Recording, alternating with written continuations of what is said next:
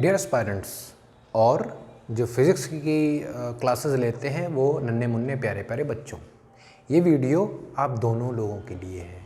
क्योंकि जो हमारा पिछला वीडियो था वो था हमारा निकटदर्शी दोष पर, जो कि 9th क्लास में और शायद हाई स्कूल में भी बहुत अच्छे प्रकार से इससे रिलेटेड क्वेश्चंस आते हैं और कंपटीशन एग्ज़ाम्स में तो इस प्रकार से सवाल भरे पड़े रहते हैं। तो फ्रेंड्स, इस वीडियो को शुरू करने से पहले अगर आप हमारे चैनल पर नए हैं तो प्लीज़ सब्सक्राइब कर लें और इसको शेयर कर दें। तो चलिए शुरू करते हैं।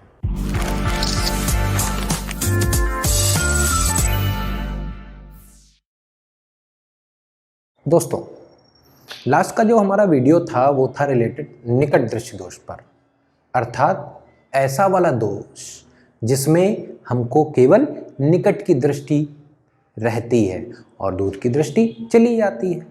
लेकिन जो आज का वीडियो है उसमें हम क्या बता रहे हैं? दूर दृष्टि दोष, अर्थात ऐसा दोष जिसमें केवल दूर की दृष्टि रहती है और निकट की दृष्टि चली जाती है। तो ऐसा क्यों होता है?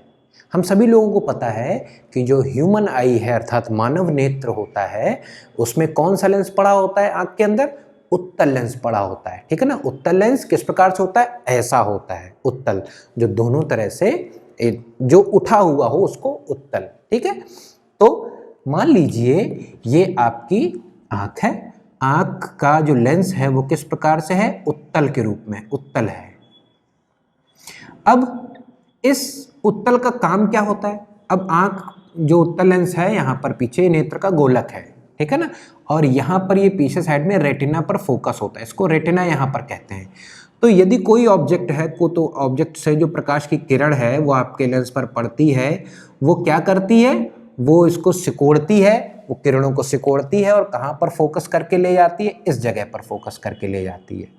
तो आपने देखा होगा सूर्य से जो किरणें आती है उसके किरणों को आप उत्तल लेंस से ही फोकस करते हैं एक जमीन पर, किसी जगह पर या कागज पर, और वो एक ही जगह पर फोकस होती हैं और वहां पर वो सूर्य की किरणों से कागज जलने लगता है, धुआं निकलने लगता है। तो क्या किया आपने किरणों को, आपने प्रकाश को एक ही जगह पर अवकेंद्रित करने के लिए किस चीज का यूज किया? उत्तल लेंस का। तो उत्तल लेंस का प्रयोग क्या हो रहा है कि वो सीधे सीधे जो भी प्रकाश आपकी आंखों तक पड़ रहा है, आंख के अंदर का लेंस उस चीज को रेटिना पर फोकस कर रहा है। कहां पर फोकस करता है? रेटिना पर। बहुत क्वेश्चन आता है कि प्रकाश की किरणें कहां पर फोकस होती है? रेटिना पर फोकस होती है और प्रतिबिंब भी यहीं पर बनता है। तो ये तो हो गई सामान्य आंख की बात, लेकिन जिस व्यक्ति को प्रॉब्लम होती है दूरदृष्टि दोष की, अर्थात कुछ ऐसा हो जाए कि जिसमें वो मानव नेत्र जो है उसका लेंस पतला हो जाए, अर्थात पतला होने का मतलब क्या हुआ? अब वो फोकस अच्छे से ना करके थोड़ी देर में फोकस कर पाएगा और थोड़ी दूर में फोकस कर पाएगा। जो नेत्र का गोलक है ये है, जो भी किरणें आ रही हैं यहाँ पर आ रही हैं, लेकिन पहले तो अच्छे से फोकस करके यहाँ पर कर रहा था फोकस, लेकिन अब वो क्या करेगा? अब वो धीमे धीमे धीमे करके यहाँ पर कहीं फोकस करेगा जाकर। तो इससे हो क्या रहा है? क्यों ऐसा हुआ? पहले तो लेंस अच्छा खासा मोटा था, लेकिन अब की लेंस थोड़ा पतला हो गया होगा, ठीक है। पतला होने से क्या हुआ? वो जो फोकस यहाँ पर बनना था, जो प्रतिबिंब यहाँ बनना था, जो इमेज यहाँ बननी थी, वो यहाँ नहीं बन पाई, क्योंकि इमेज वहीं बनती है जहाँ पर फोकस होगा, और फोकस तो लेंस के पतला होने से कहाँ पर बन रहा है? नेत्र के रेटिना के पीछे। यहाँ पहले मायोपिया में क्या होता था? रेटिना के आगे, इसमें क्या बन रहा है? रेटिना के पीछे। तो अगर फोकस रेटिना के पीछे बन रहा है, अर्थात यहां से यहां तक की जो फोकल लेंथ है वो क्या हो गई? दूर हो गई। फोकल लेंथ ज्यादा होने से क्या हो गए? फोकस दूर हो गया।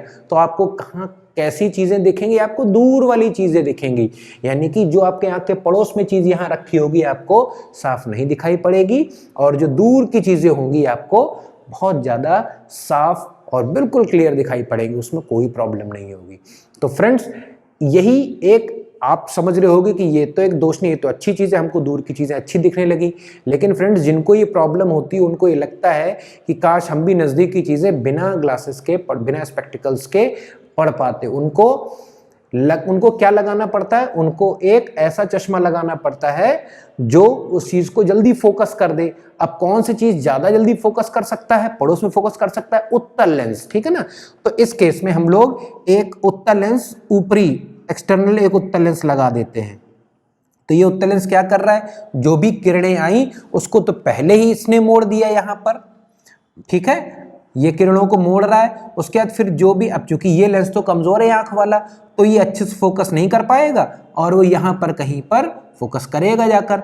लेकिन यही तो आपको चाहिए भी था, आपको तो यही चाहिए था, ये फोकस नहीं कर पा रहा तो हम इसको पहले से ही सिकोड़ के किरणें दे दें।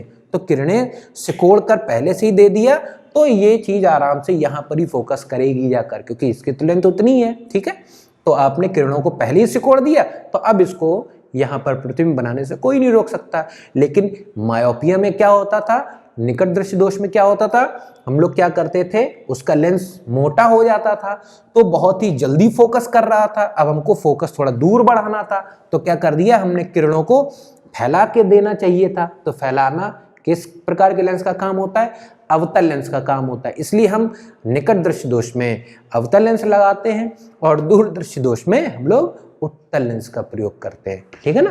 तो इस प्रकार से वो चीजें जल्दी फोकस में आ जाती हैं और यहाँ पर रेटिना पर एक बार हमारा फिर से प्रतिबिंब बनने लगता है। तो दोस्तों ये छोटी सी जानकारी आपको आशा है ज़रूर अच्छी लगी होगी और पूरी तरह से निकट दृष्टि दोष या मायोपिया, दूरदर्शी दोष या हाइपरमेट्रोपिया समझ में आ गया होगा। यदि वाकई में समझ में आ गया है तो प्लीज़ एक लाइक दबाकर मुझे इस चीज़ का परिचय ज़रूर दें और हमारे इस चैनल को सब्सक्राइब कर लें। नोटिफिकेशन जो बेल है उसको दबाकर वहाँ जो नोटिफिकेशन है ऑल पर सेट कर दें, ठीक है। और इस पूरे वीडियो को शेयर भी कर दें अपने फ्रेंड्स से, अपने रिलेटिव से। तो फ्रेंड्स अगले वीडियो में मिलते हैं, तब तक के लिए धन्यवाद। आपका दिन शुभ हो।